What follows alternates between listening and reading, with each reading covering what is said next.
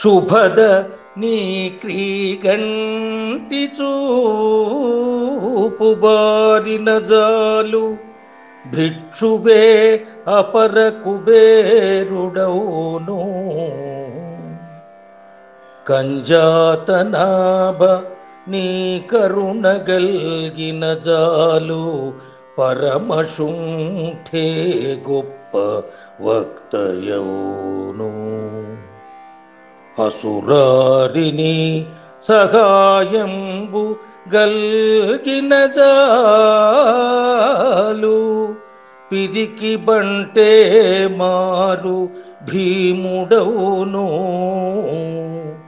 శ్రీవత్సవక్ష నీ సేవ గలిగిన జాలు మనుజుడే ప్రతి హనుమంతుడౌను అమరనుత నీ పదధ్యాన మబ్బినంత అపరనారదుడవు మూర్ఖుడైన గాని చక్రధర ధర్మపురిధామ సార్వభౌమ నరహరి భక్తజన కల్ప నాగతల్ప ఆహా ఆగా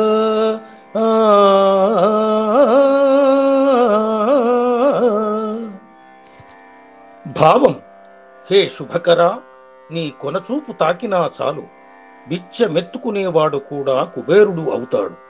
హే పద్మనాభ నీ కరుణ కలిగినవాడు పరమశుంఠ అయినా సరే గొప్ప వక్త అవుతాడు. ఓ దానవారి నీ సహాయముంటే ఎంత పిరికివాడైనప్పటికీ భీముడుగా మారుతాడు. ఓ శ్రీవత్సలాంఛన నీ సేవ చేయగలిగితే చాలు మామూలు మానవుడే హనుమంతుడు అవుతాడు.